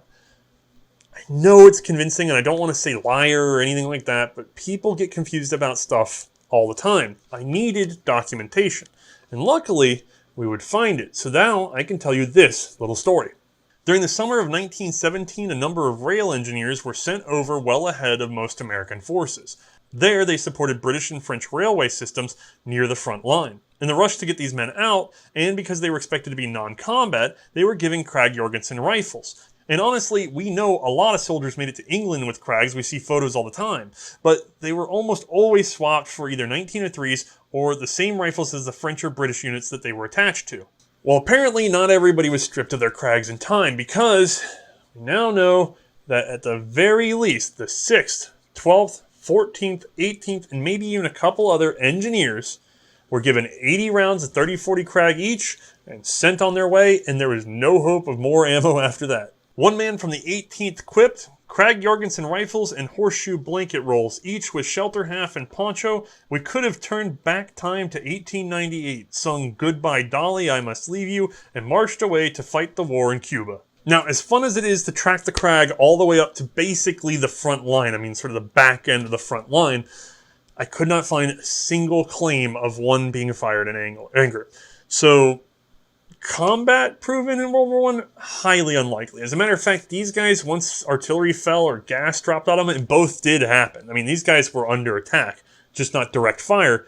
And even if they were under direct fire, even if machine guns and rifle had come in, chances are they weren't going to fire a shot back because they were supported by infantry, and their job was to move very vital rail equipment out of the way. So when the artillery started falling, they got the trains out of there. They got the equipment out of there. They weren't concerned with dropping other guys unless they were maybe boxed into a corner, and at that point, they might have had to go looking to find where they'd place these rifles. They weren't part of their regular routine. So while she made it to the front, like so many other little guns that we featured, probably not a combat weapon. With new men and equipment rolling in, the Krags were replaced with either British equipment or French equipment or actual U.S. service rifles, 1903s, 1917s, that sort of thing. So the Krag didn't last long.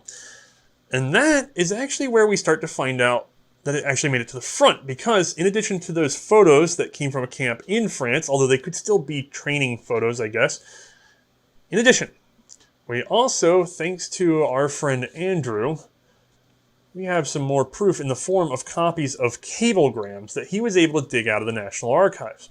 This is one of two documents that would ultimately account for about 2,000 Krags, though not enough to arm all the engineer units claiming their use, so the true number in service on the continent is still unknown. I've seen claims up to 7,000, still a drop in the bucket, I'm afraid, compared to the total use of rifles in World War I. I'd also really like to thank Andrew of Archival Research Group. His email is listed below in the descriptions. If you need his help for any of this sort of deep dive stuff, I highly recommend reaching out. I think he's trying to make a go of this. Now, interestingly, the U.S. Navy also used the Krag in World War I. These things were kept shipboard in order to keep the 1903s flowing to the land forces. And it's fine. There's no real reason to not use this if you're on a ship. So, as a matter of fact, they used so many Krags that they would have to roll in a contract for 25 million cartridges during World War I of 30-40. So that tells you that it had a role, and it freed up, and like so many other rifles we've seen, it freed up a lot of frontline guns. Excellent. Oh, and by the way, while we're talking about the Navy, it's curious, they didn't even adopt this gun until 1900 because they had their own experiment going on. Alright, this has been a marathon of an episode, ladies and gentlemen, but we are finally reaching the end. So if we just set this down and turn back to our original inventors, we can wrap this thing out. By 1895, Ole Krag had made full colonel and was Master General of Ordnance. He would hold this position until his retirement in 1902. Following that, he kept a hand in gun design, but mostly oversaw railway developments and projects. He would pass away in Paris in 1916, with his body returned home to Norway in 1917.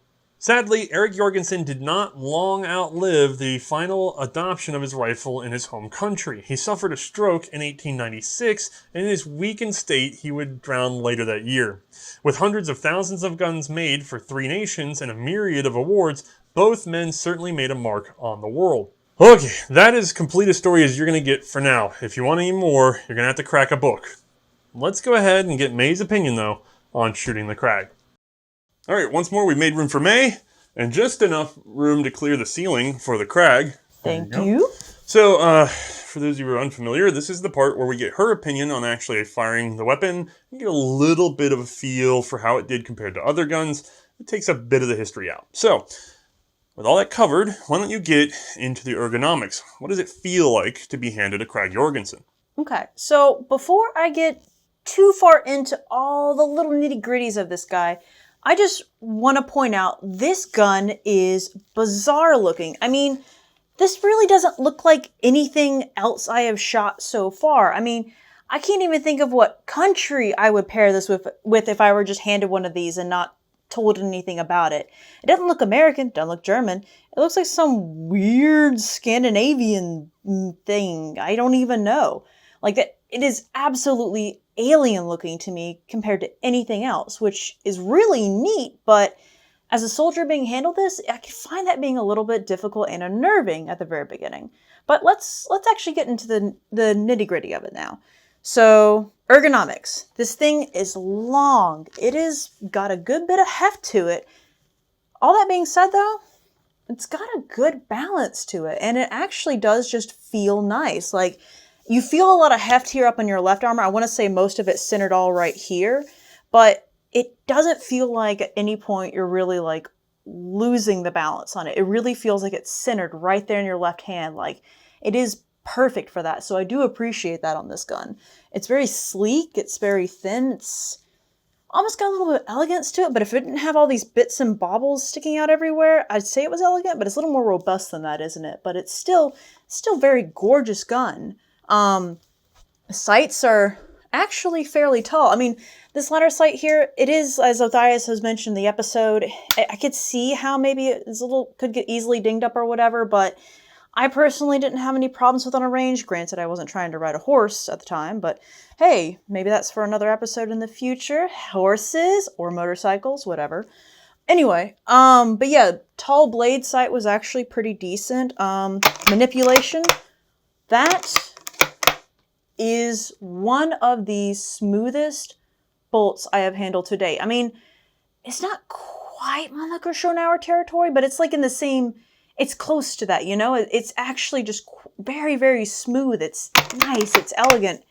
Yeah, there's the elegance right there in that bolt. It is absolutely beautiful. I love it. And then as far as the gun, like back here, when I'm handling it with my right hand, I'm really wishing this had the Norwegian Krag semi-pistol grip, because that straight wrist, I don't know. I personally just don't like straight wrists. I just feel like I don't really have any specific place I'm supposed to put my hand. Whenever we have that semi-pistol grip, there's no question. I mean, don't get me wrong, guys. I'm not sitting here being like, where did I put my hand on the gun? No, I know where to put my hand, but it's just, I love that extra little purchase that semi-pistol grip gives you when pulling it back into your shoulder. I just appreciate that. The comb, you know, it's not a high comb, but it puts your cheek weld right where it needs to be to line up with the sights evenly. I didn't have any problems realigning them quickly with that. So, nice job. All little details definitely mattered. I didn't really have any problem with this butt plate, honestly, putting into my shoulder. I tend to prefer a little bit of a concave curve to it, but this one actually still wasn't bad. I didn't feel like it was beating me up at any weird angles or anything like that. Last but not least, 2 things. The safety. Simple flag safety, guys. No real big deal there.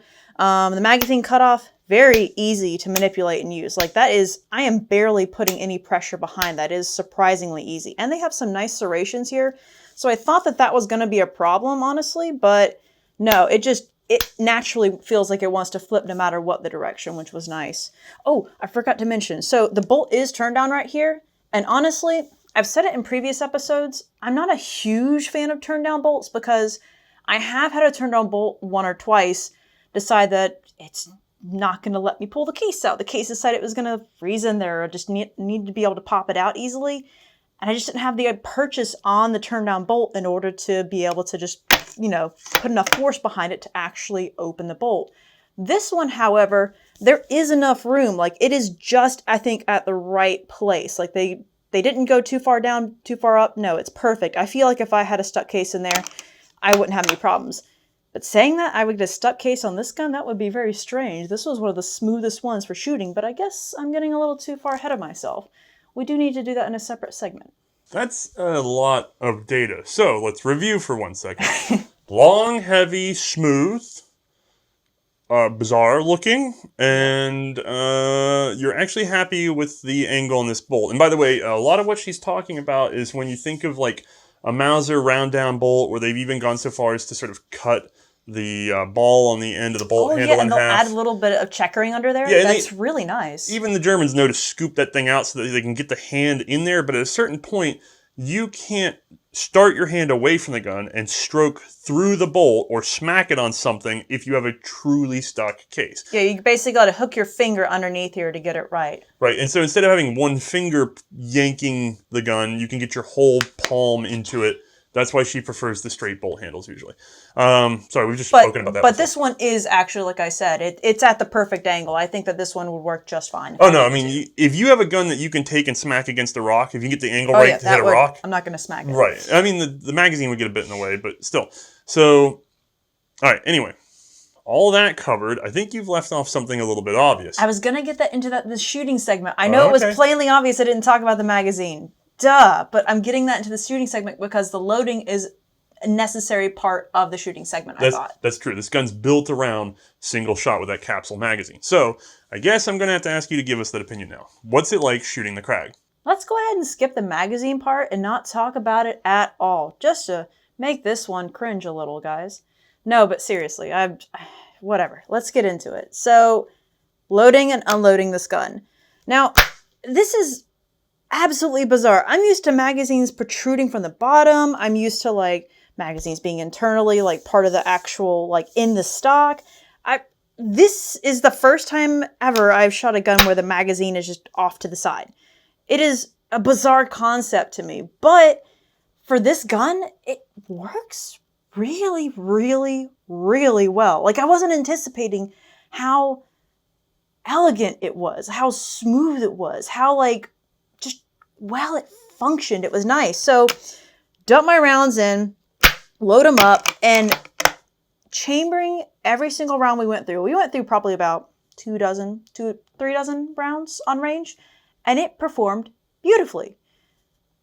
Except for one time. One time, I decided I was going to load the mag and not pay attention to it, and I managed to find exactly one angle that it can possibly snag in the mag, like right up here. I just managed to get the tip of the bullet, like right up here. And that is exactly perfect spot that it will snag every single time if you manage to wedge it up in there.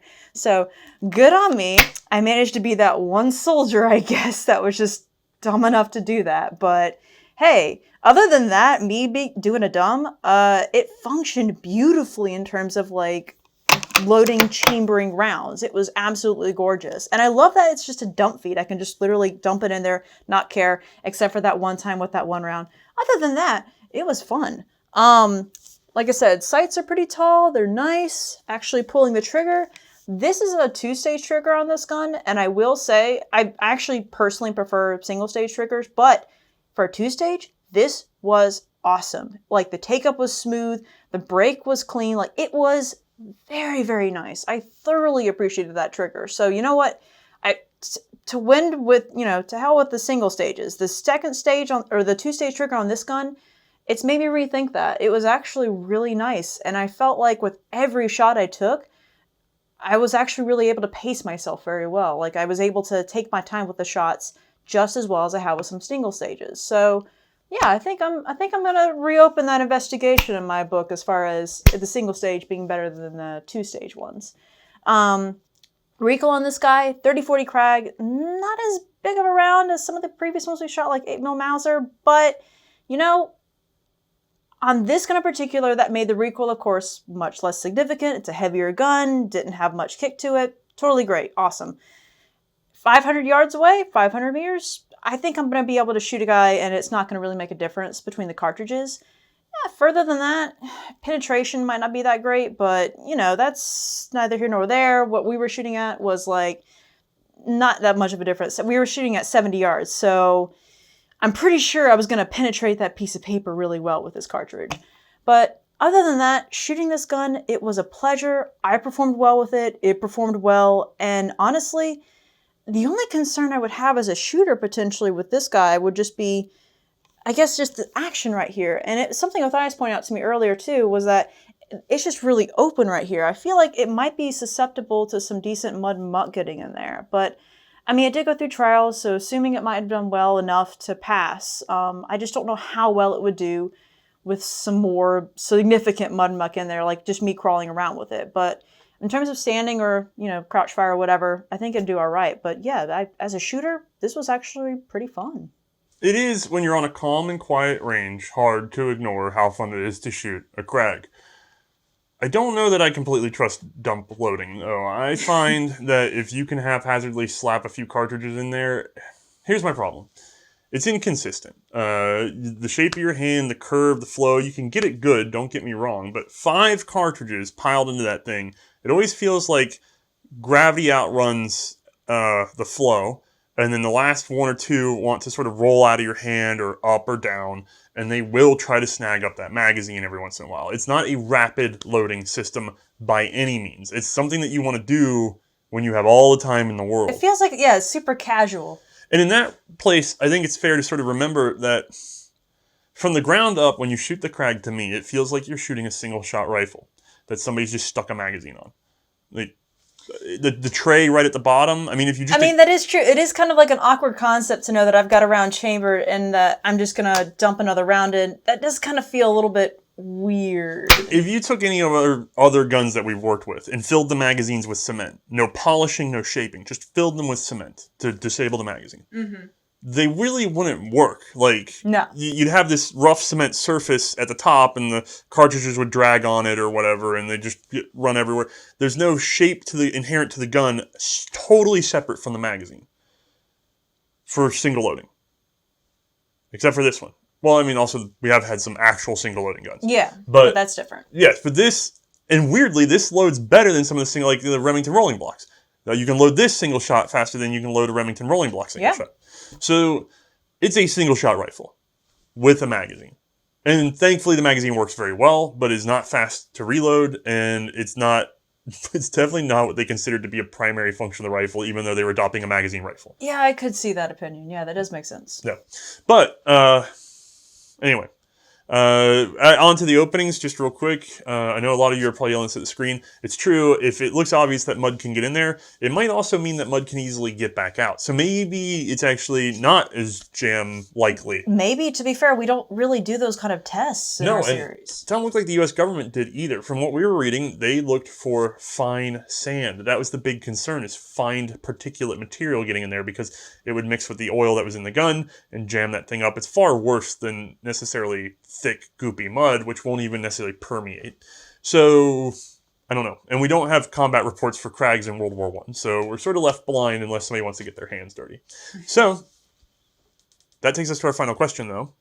If you're making a bet, would you put your life on a Krag Jørgensen in the trenches of World War I? So in the trenches of World War I. All right, like I said, I do have my concern with the mud and muck. True.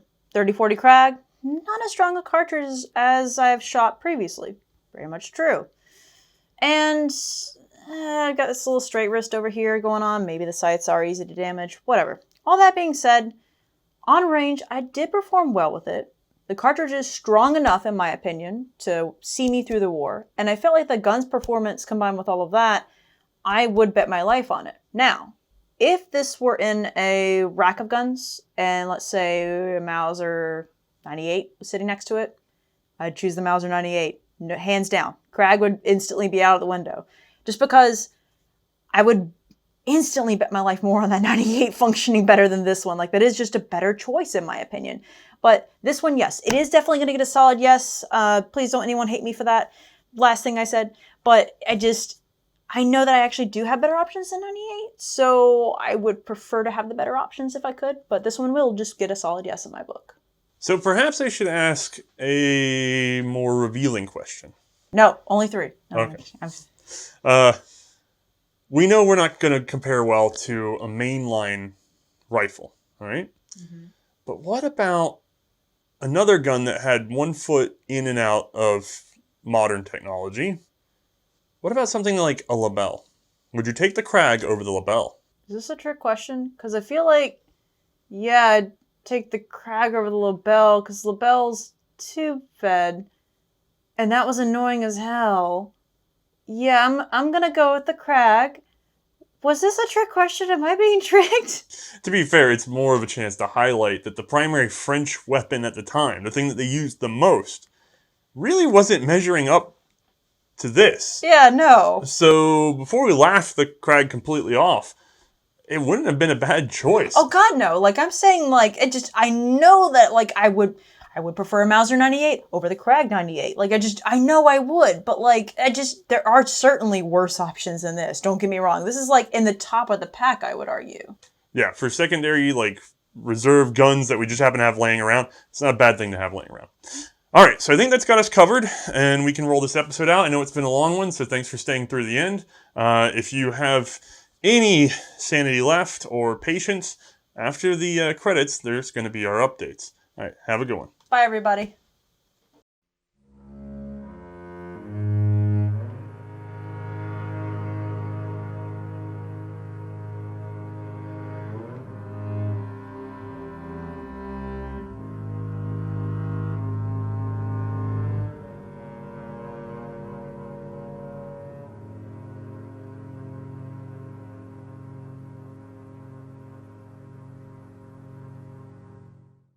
Alright gang, we put a lot of work into this long episode, and there's another one coming up in 2 weeks. I had to prep them both well ahead of time because there's a little travel in my future, thanks to a machine gun shoot down in the even further south. More on that later. In the meantime, you can support the channel by checking out this year's new poster and our campaign over at Indiegogo. Thank you.